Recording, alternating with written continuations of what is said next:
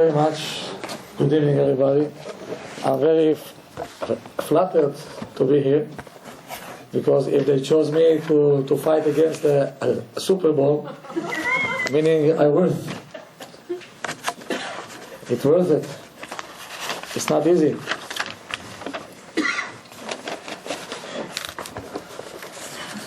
Talking about Super Bowl, I remember once I was coming back from a flight, in a flight from Eretz Israel,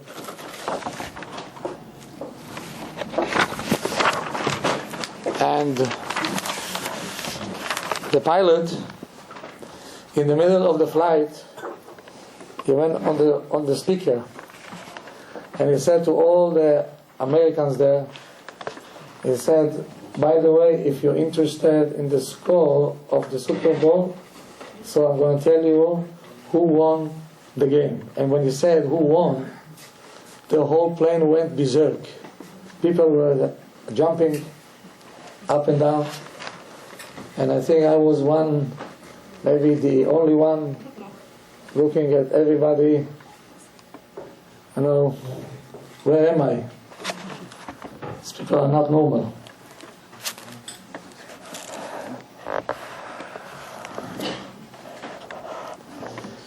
Tonight we're going to talk about what is our goal in life. I'm going to educate you a little bit tonight what a football game means, even though there is ladies over here. But there is, Hashem created this game for a purpose. There is a purpose into this game. Not that the game is important. No game is important, because if it's important, it cannot be a game. And if it's a game, it cannot be important. Right? But the whole game is about scoring goals. And we have also a goal in our life. If I will ask now a person, what is your goal in life? Do you have any paper in your drawer? Do you have any plan? Okay, what is your goal? To make money? Huh? To learn. Education. The computer is very educated also. No, I'm serious. What is your goal of life? To accomplish something which you're proud of. Okay? So if it's, okay, to accomplish something that we're proud of. Let's say I'm proud. Then what?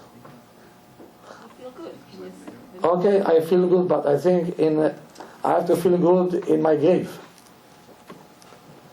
Tonight, I'll be a little bit serious, because we're talking about a very serious topic. Very serious topic. That many people are missing the whole point.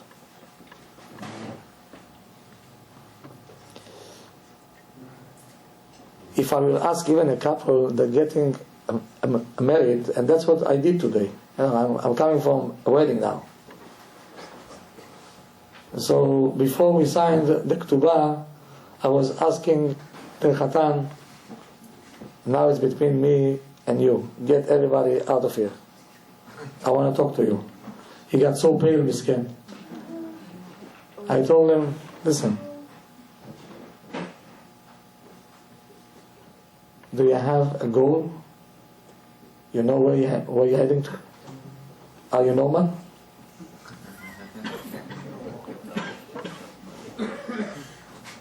It's not going to be easy, you know that. I said to him, why are you getting married? Because I want to. I said, that's the reason?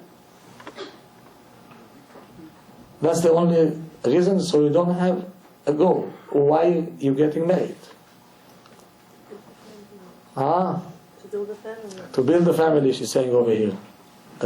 That's a decade. But many people who want to build a family, many times they're neglecting the family. They're overworked, they're not coming home, and when they have an argument with their wife, they're leaving the family. So where is your goal? If you have a goal, you don't leave it. You're going to fight for it. So you can see right away where is the problem. Where is the goal that we're talking about? And we can spend all our life lying to ourselves, imagining to ourselves many things which don't make any sense, and it's not reality even. It's not.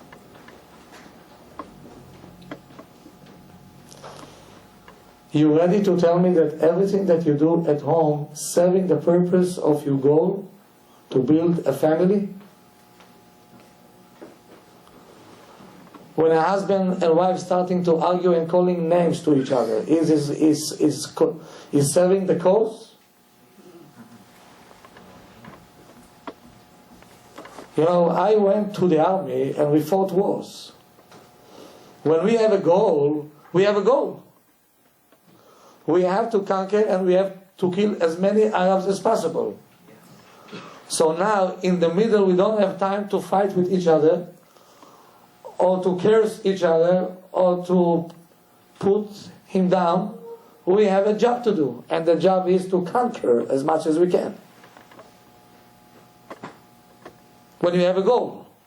When you have a goal, you know where you're heading and what to do. When you don't have, or if you think that you have, it's not going to be good. It's not going to be nice.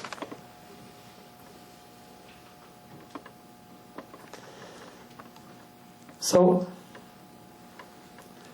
let me give you an example. You know, the Torah is full of examples. But this example usually we use in seminars, but let me give you this example for life.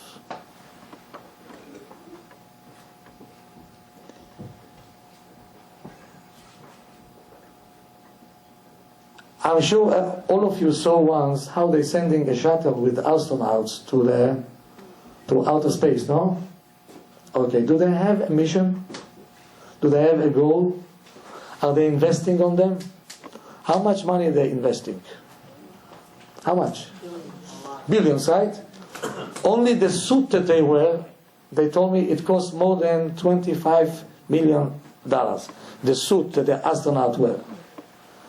Because it has to be so good, if something is wrong there, it is not coming back. It's not coming back. The shuttle and everything else, they're investing time, money, planning, and who knows what. Now, they're sending them with a mission or not? Or they sending them to have fun? Sometimes they sending a lady astronaut just to have a kibbutz chaverim, as we say, right? To be excited a little bit. But other than that, okay. So they're scientists. Okay, fine. They are. Oh, fine. Say that. I'll accept it from you. Thank you. Okay. That's science. Okay, fine. But they're going with a mission, right? There we go.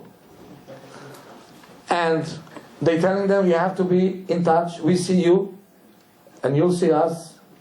We have the final say. If we see that there is any troubles, we're going to take charge from the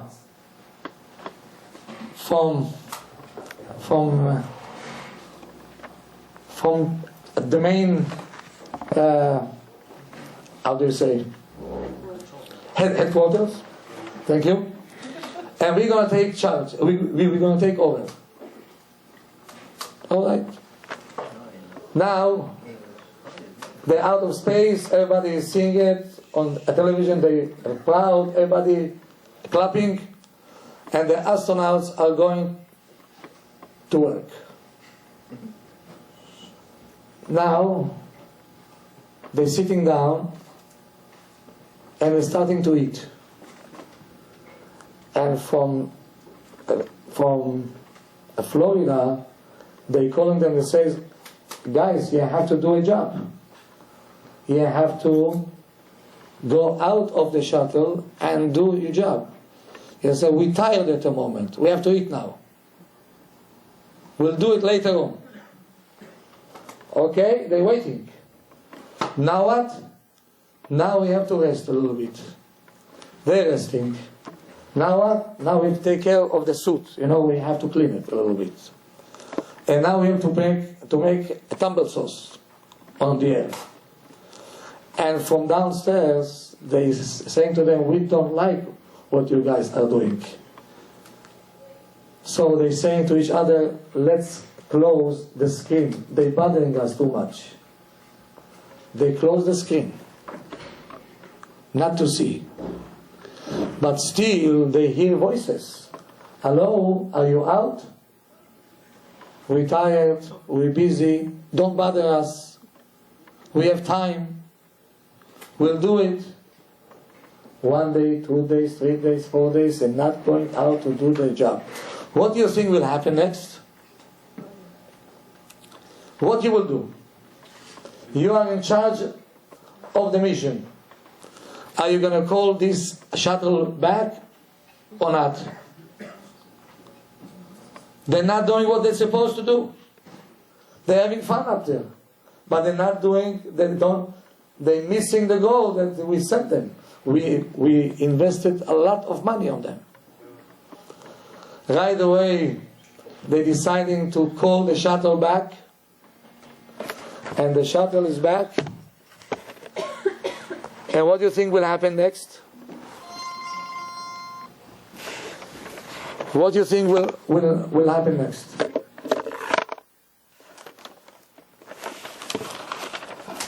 They're going to call him for a trial. You didn't do your job. You didn't reach the goal that we gave you. Rabotai, let me tell you something.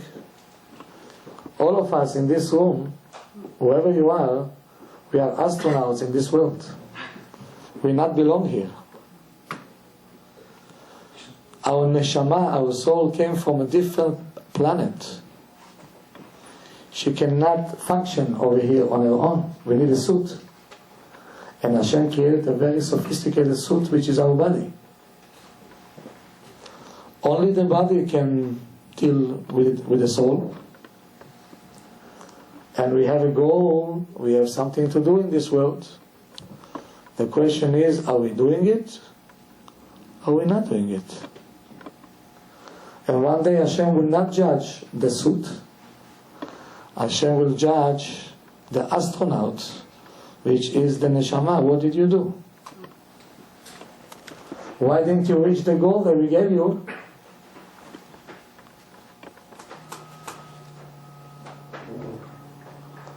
And if a person thinks, he will say, I wasn't able to do the job. So did you see once a football player, how he looks? Yes? He's like a tank. He's not a person. He has 2 shoulders. Scary people. These players are scary people. If they will hug you, they will crush you. Big. And if he is on the field, he cannot say, I cannot play. Only people who can make it, they have the ability to be a football player, he is going to be on the field. Only a person who is able to be an astronaut will be an astronaut. Hashem sending people over here that are able to do a job. This is one of the examples that we give. What does it mean to reach a goal? You came over here, we have to do something. You're getting married, you have to know where you are. What is the goal, and you have to reach it no matter what. No matter what.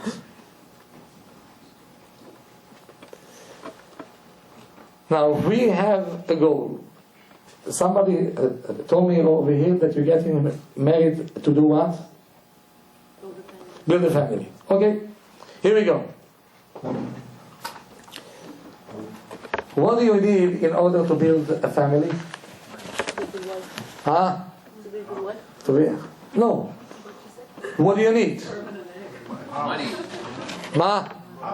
House. Okay. Love. Job. Love. Okay, here we go. Patience. Kindness. Patient, kindness. Money. Money. That's the main thing. What else do you need? Respect. Respect. Okay.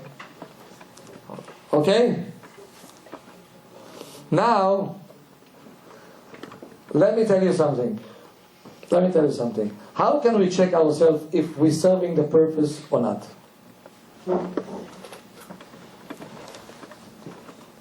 People can live 80 years, 90 years doing nothing in their life. If we're going to take a total, they accomplished almost zero. In order to know if you're accomplishing or not, what do you have to do? You have to check yourself, no? Check yourself. How? So once my friend told me he's an inspector for the city of New York. He's deciding if to give money to the hospitals or not. What is the hospital goal? The hospital goal is what? To heal people, no? That's the goal? Good. What is the most important section in the hospital? Emergency room? No. Billing. Oh Lord.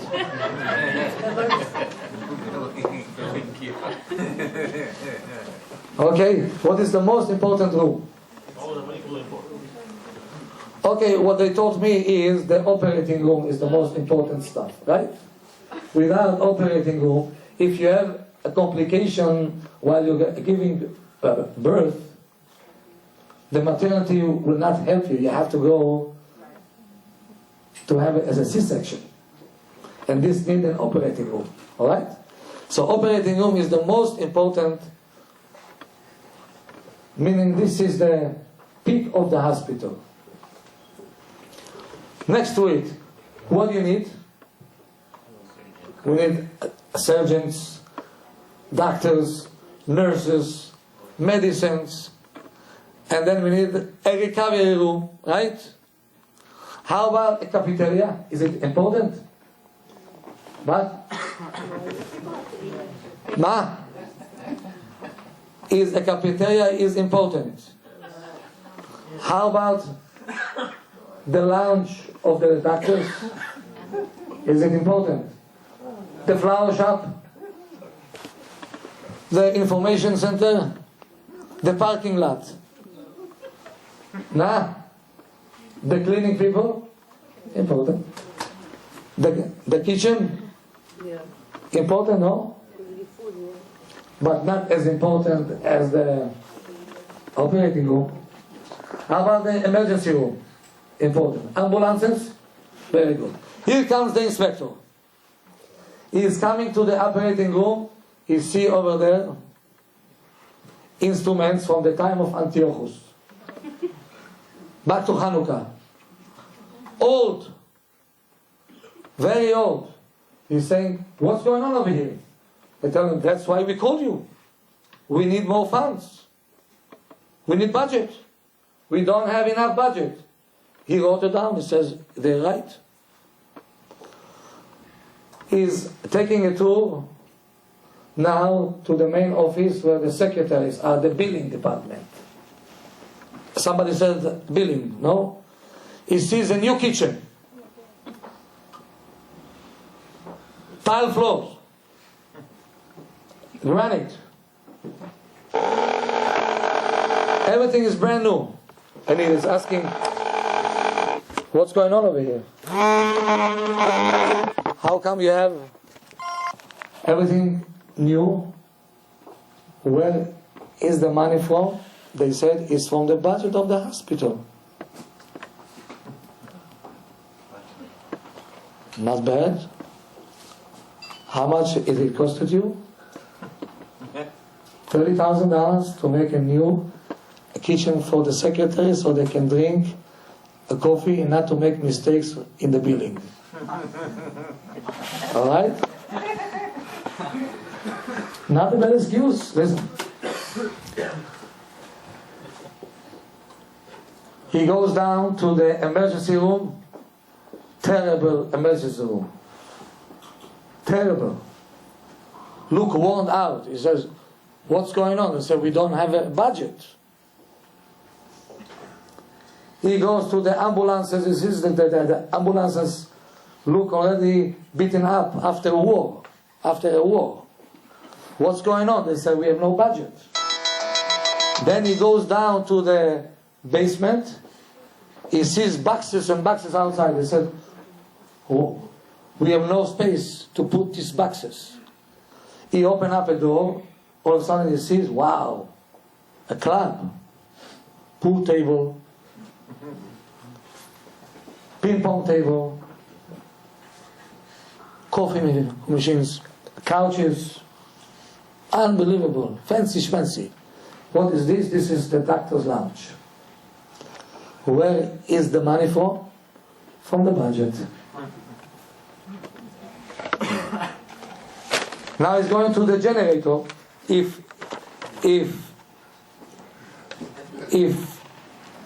it's going to be a blackout, they need a generator, and somebody has to be in charge. Where is the one who is in charge of the generator? We fired him. Why? No budget. He's going to the parking lot. He sees 2 new cops being hired. There's 2 guards actually. What for? To guard the cars of the doctors. So nobody should take the parking spot. Now, if you are the inspector, what you gonna do to the manager of the hospital? No. Why are you so quiet? Is he a manager? No. He deserves to be fired? Yes. Okay. So we are all deserve to be fired. If we're trying to build a family, right? What do we have to do first? Get a job. You can get a job and be a miserable person. Work on yourself. Meaning, working on myself. Okay, I accept it. Working on myself. But the partners that are going to build the house now, do they have to be in a good terms or not? Absolutely. Now, if they fighting all day long, are they saving the person, the purpose or not? No. But meantime, they're spending their time to find new kitchen, new carpets, right? To find new styles and so on. But they are on a very bad terms. The kids having fun. Why? Because the parents are not in the same page and the kids are doing whatever they want to. They know how to bribe Abba, they know how to bribe Ima, what to get out of this one, what to get out of this one. Total chaos. A chaos. And yet, we're building a family. How can you build a family without having plans before that? When they built this building, do you know how many plans were here? Foundation plan, foundations, then plan for the rooms, electric plans, plumbing plans, outlet plans, everything had plans, everything. In this room, whoever is married, what kind of plan you had before you got married? Beside your dreams. Did you have any plans? Did you have any plans? 1 sheet, 2 sheets, third one, fourth one, fifth one, and somebody has to give you a stamp that your plans are okay. No rejection list. Nobody did it. Why? Because we're not accustomed to have a goal. We're accustomed to have many dreams. How my dress will look, how many people I'm going to have in my wedding, where it's going to be. I want it in where? In Marina del Rey. Somebody told me my wedding is going to be in Marina del Rey. I said, why? Because he said, I need it next to the ocean. I said, why? Already you planning to jump? So fast? Give yourself a chance.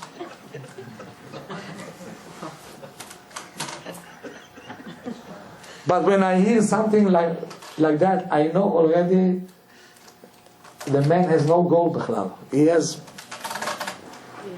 dreams. Dreams. A goal means every step of the way I know what I'm doing, when to spend my time, where to spend my money. Many people, when they don't have a goal, for example, they're making bar mitzvah. They have money for food, the balloons, the video, the photographer, who knows what, but when it comes to a tefillin, they say, how much is it? If they're smart, it called bar mitzvah, before everything, let's get the best tefillin, the reminder of the money, then we're going to see what to do. But first we have to buy the best tefillin in town. Usually it goes the opposite way, and chaval. That's when you don't have a goal.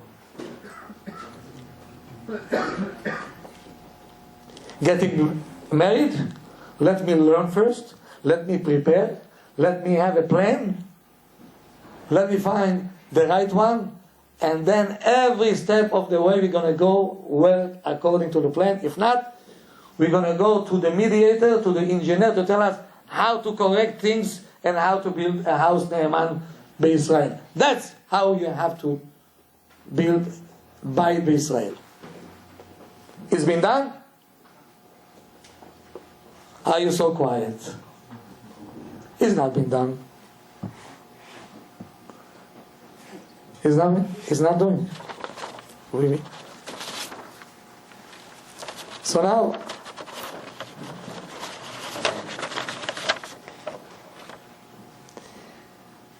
imagine you see a person. I remember once I saw a person reading a newspaper on the bus. On the bus. He was so into it, and I was looking to see what he's reading is so deep inside. Maybe there is a section there that they're talking about Gemara or something. He was so in it. I saw that he is reading the sports section. It was Arsenal against, it was 2 English teams, soccer teams, and he was looking inside. Finally he folded up the papers and he looked at me. So he said, I cannot read because the bus,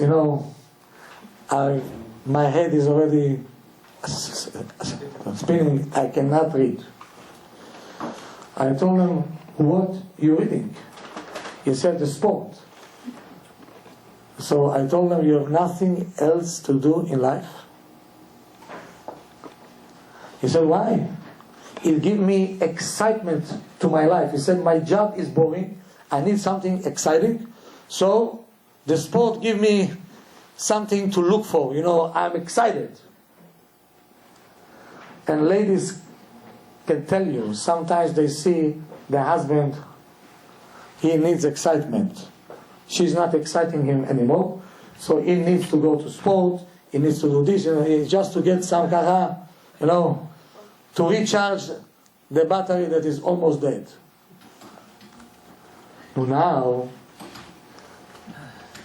I told them that's going to give you excitement in life. That's going to give you excitement. 2 English teams. What are they going to give you? Is this serving the purpose of you being here? Are you a partner in the teams? No. He said, what do you care? Who scored a goal? How many goals? What do you care? You seem like an intelligent man. Don't you have other things to do in life? So he told me, תשמע חביבי.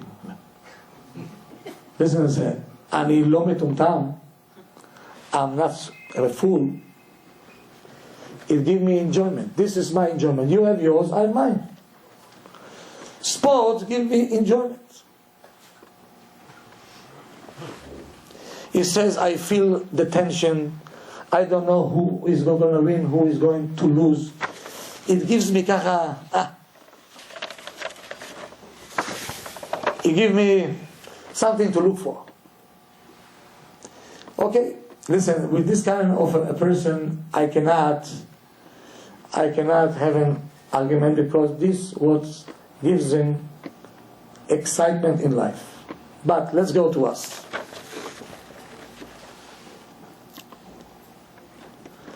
Many of us, we like things that we don't know what's going to happen in the future. For example, right? Why we like to buy, or we like to fill up the lotto. Why? Because we have 2 or 3 days to live in dreamland. What will happen if I will win the lotto? So we have 3 days to look forward to something. Maybe it's me. Maybe I'm gonna hear the numbers and it's gonna be me. Wow, so many millions. What I'm gonna do with them? Or if we choose a team, so now we have 4 more days to the game. Who is gonna win? Who is gonna lose? Who will be the starting starting team? Which? It gives us some excitement, Like it's giving us the excitement. We don't know when the Mashiach will come. So we're always waiting for the tomorrow. Hashem did it to us for a purpose. But to waste it on sport is not advisable, right? There is other things to wait for. Alright? So now, we can create tension or excitement from every kind of competition. For example, if you go to the south, there is a chicken fight. So they can bet which chicken will win. This one or that one. Right? And you can bring 2 announcers or 2 people that can talk in hours why this chicken will win, why this chicken will lose. This one eat only natural food. This one don't eat natural food. This is come from Texas. This is come from Iowa. Iowa is well known for the chickens and so on. And they can spend hours and hours chewing nonsense. And people betting on this. That makes the excitement. Could you believe that people having enjoyment from a horse race? Right? Once I saw a place that calls OTB. I saw people over there so excited. I'll be excited in the yeshiva like they're excited in the OTB. Jumping up and down. Kicking. Come on, man, come on. Horses. Could you imagine to waste your brain for horses? Unbelievable. But it gives them excitement to their life, excitement. The competition. The competition gives them excitement. People with less brain, they can shoot dice. They can sit in Atlantic as a city, either play cards or shoot a dice. Let's see what number is going to come out. We don't know the future yet. It gives us excitement somehow. Somehow. Because wherever you put money on top of it, that's it. It becomes exciting. It's exciting. If you go to the Jewish world, to the religious world, we have a different competition. You're betting, you know what you're betting for? You're betting for your own life. Or you win, or you lose. And you are the main player. You're not betting on horses, and you're not betting on chickens. You're betting on your own self, Habibi. You are the main player. There is no more excitement than this one, no? If you really want a competition, if you don't know what's going to happen tomorrow, and it's a very interesting game. In basketball or any other game, you cannot erase the scores against you.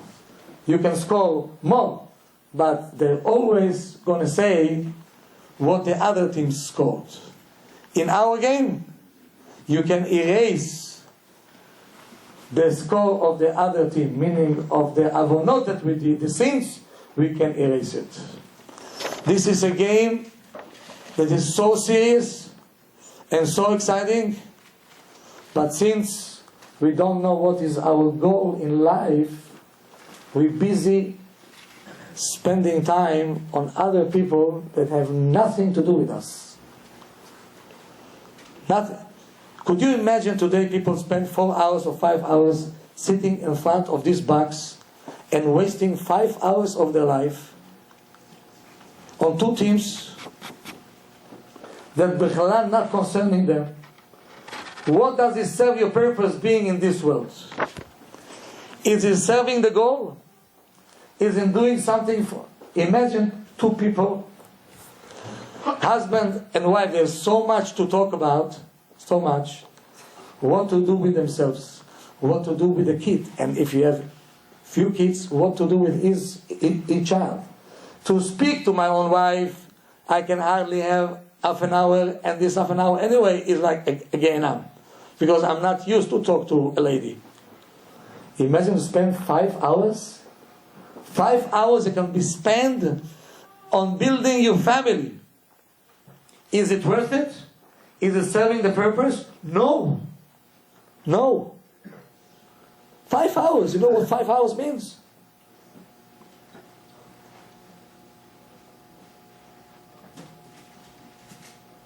We don't understand the concept of time. This is our problem. Chafetz Chaim gave us a concept of life. What does it mean, life? Once his Rosh Yeshiva became very ill, a drop. Somebody came up with a brilliant idea and said, instead of to go and collect money, let's collect time for him. Each one will donate from his years of life to the Rosh Yeshiva.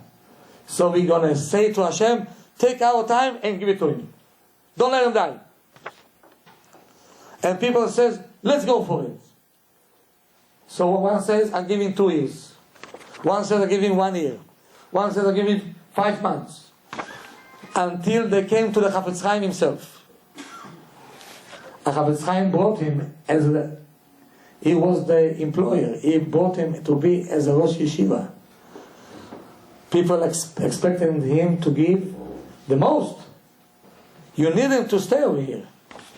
They were asking Chafetz Chaim, Arav, how many hours or months or years you give him from your own life to his. He said, let me think about it. come back to me. They came back, he says, Mekeh Misheberach. מי שברך אבותינו הקדושים יצחק ויעקב משה דם דורשו, הוא יברך את ישראל מאיר הכהן שמתנדב. He says, 1 minute. Hey.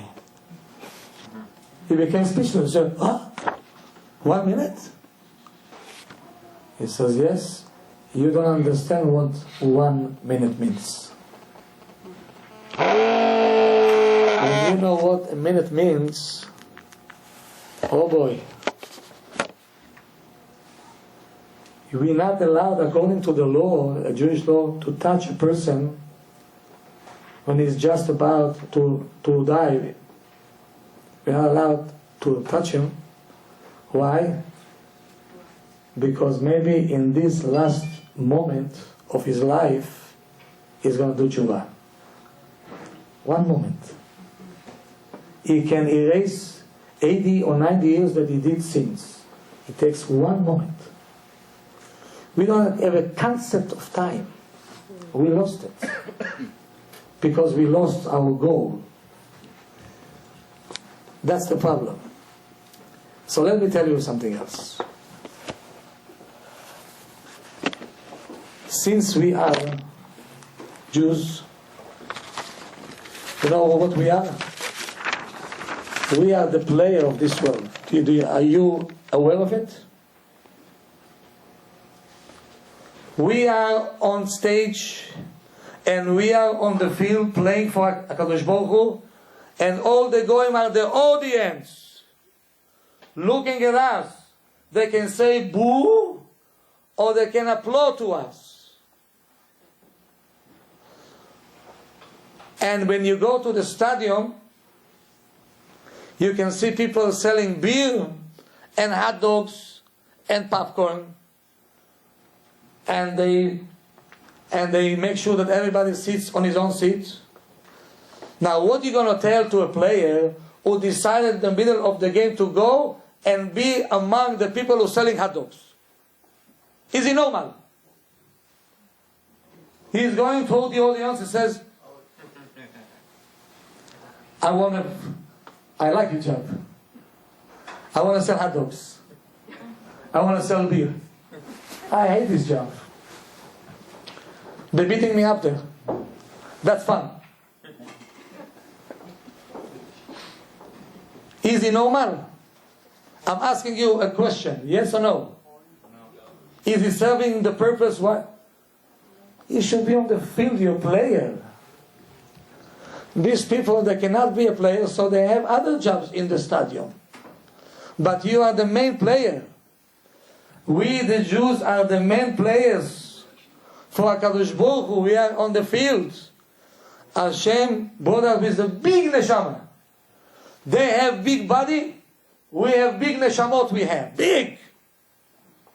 No head is like a Jewish head. You say A, we know Z already. Deep, all of us.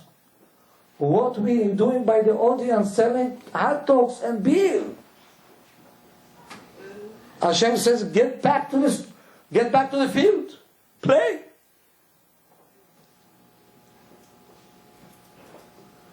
Because when the player will go to sell hot dogs, they're going to boo for him and say, you have no respect.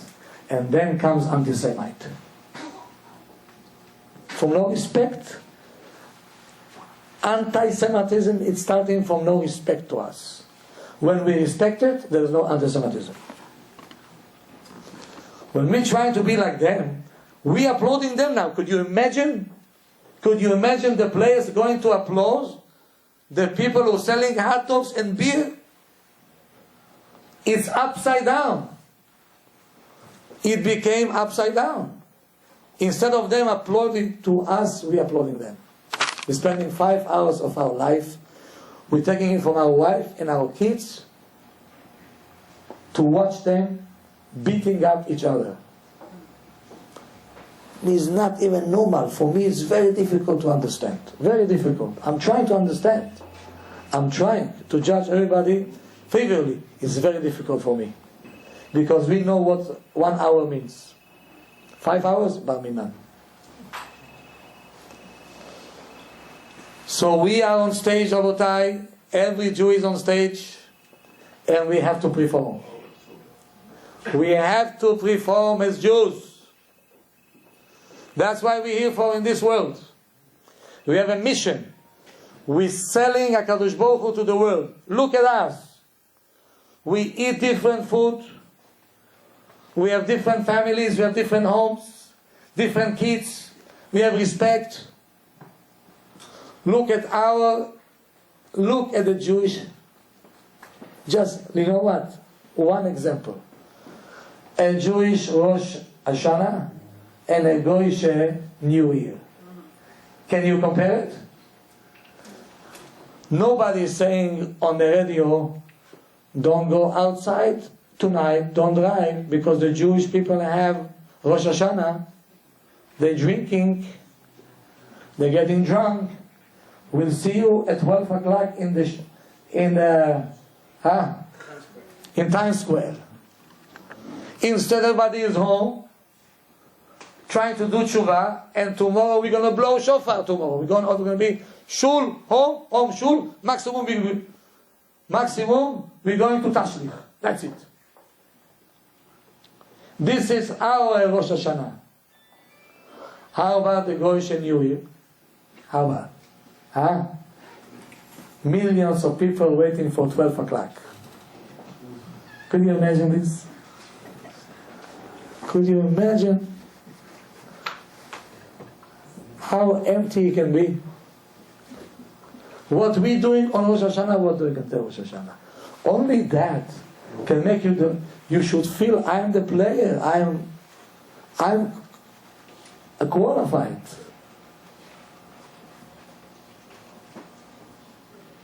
So now,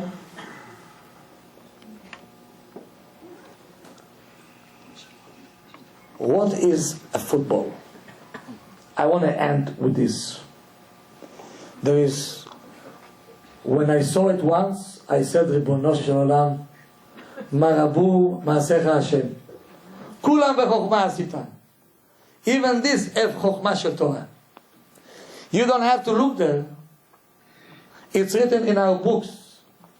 But let me tell you how it works. And this is our life's story. This is our goal. Listen to this, Rabotai. A football, right? It's exactly Yetzer HaTov against the Yetzer Hara. We have a quarterback. And we have a coach. The coach saying to the quarterback, you're now doing this play now. Give the ball to the running back. There is a person who gets the ball and he's fast. And he knows how to juggle around with his body. This way, that way, kara. He's quick. He's an athlete. And now they give him the ball. And he, between the defense, has to find space has to find a hole and to run where? Toward the goal to score a touchdown, right? If I'm saying good. But meantime, everybody chasing him to catch him. Right? You see kind of 5 gorillas all over you with big hands, big shoulders, and finally they take the person down. No? You know what's going on when they take him down? What do they want? They want him to fumble this ball. And they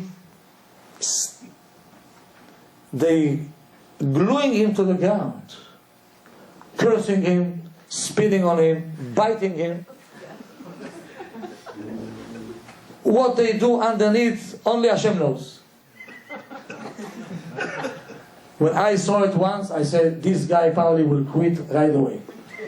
He get up, this way, he fixed his helmet, and he's saying to the quarterback, give me the ball, man. Give me the ball. Again, I said, this guy is not normal. Again, he's going to be beat up. And you see, he's carrying 200 yards, 150 yards, boom, bam. You know how many times he was pulled to the ground? and been cursed and beaten up, but he is not losing the ball. He is not losing the ball. And what happened finally when they scored a goal? Did you see it once? Oh, the Akekushi. They're jumping all over the place. Why? They scored the goal. After all the beating up that they got, finally they scored the goal. This is exactly the Jewish story. The ball is the Torah. Is our Jewish life. Hashem gave it to us. He says, don't fumble it. If you're going to fumble, the Yetzer Hara, meaning the bad energy will take it, and they're going to score against you, and you're going to lose this game. Hold the ball tight. Through the history, we were holding very tight. We got beaten up. Right? In Spain, in Germany, in Europe, today, by the Arabs. Everywhere we get beaten up. We fall down. Everybody is on top of us, the whole world, including the UN. Everybody is on top of us. Biting us, calling us names, who knows what. We should have quit long time ago. But we're not quitting. You know why? Because we have a goal. We need to score. We know. We can't give up. And we're juggling between all the negative powers. We're getting yards, 5 yards, 7 yards. We go down. Okay, they get at the ball. We get it back. We're continuing. We're struggling. But we're doing a job. And whoever will score, whoever going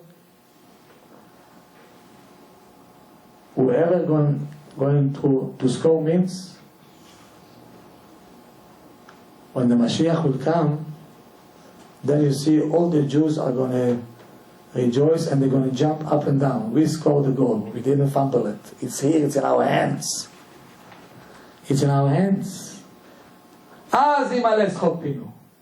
Only then we can laugh.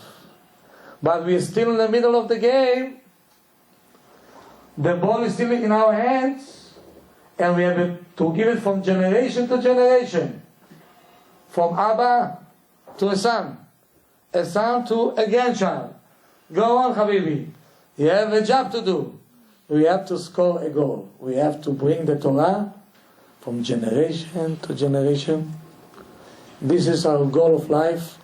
That's why we came over here. To publicize Hashem in the world. There is God in this world. And the players is the Jews.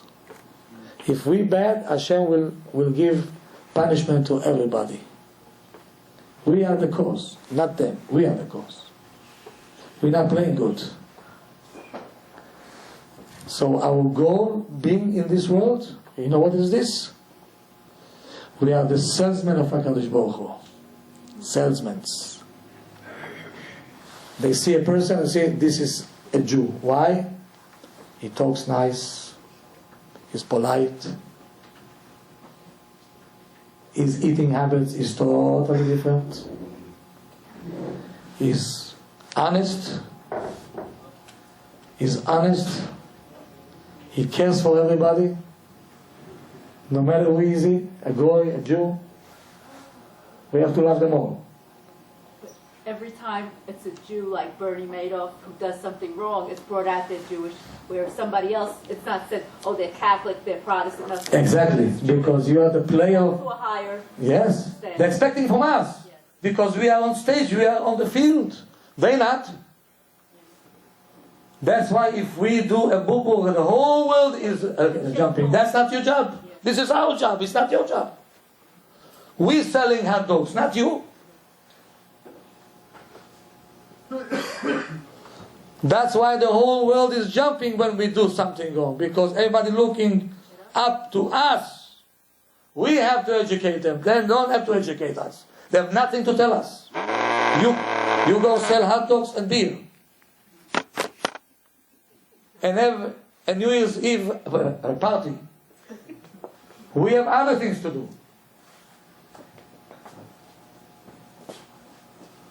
And that's why the world is in turmoil, because of us. We fumbled the ball. We cannot fumble the ball. And a Super Bowl, now we are in the midst of Super Bowl, yes, because the Mashiach is soon to come. This is the last generation, read my lips, the last one. The last one. Meaning, now we are in a championship, that's it. The generation of now reached what all the generation were fighting for. They started from A, now we are in Z, championship. We against the whole world. Last game.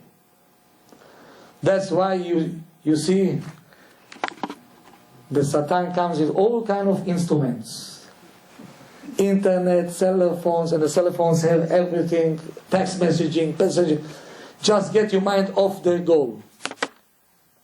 Fumble the ball. We have to get his attention out. That's what they want. This is the last fight. We are in the fourth quarter, as we say. We have 3 minutes to go, maybe 4 minutes to go. We have no time to lose. No time to lose. So what have to be done? I'll tell you what. Everybody have to get back to himself, to go home tonight and to say, hey, what am I doing over here? What is my goal over here? What for? People who have a wife and kids, what is your goal? If you got married to build a family, stay in the family. Spend less hours at work, more hours at home.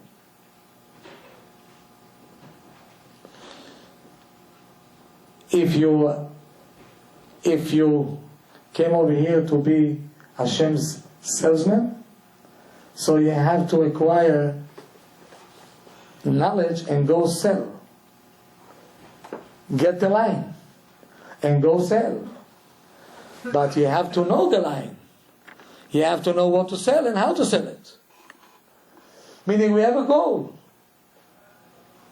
Many times I'm saying, every parent knows how to feed a child, to give him a shower, to send him to school, to clean his clothing. This, excuse me, but animals know how to do it also. Animals know how to do it also. It's not a big deal. But to give a child a way, a derech, a goal in life, to tell him what he is doing over here, to explain him what life means, to explain him what Shabbat means, what the Jew means, what the Torah means, everything, to give a child something for life. Not to depend only on the yeshiva. No. You as parents. That's called, you know what you're doing. And you have to be a role model as well.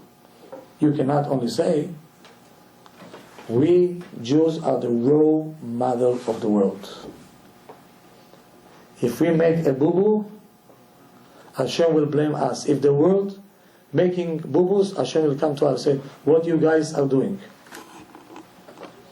You're responsible. When the child is doing wrong, right away they're calling the parents. Your child is not doing homework. What do you want from me? Talk to the child. But you are the parents. Something is wrong there. You have to fix up your act. That's why the child is not performing. Maybe you have shlom bayit problems. Who knows what? The child is not functioning in school.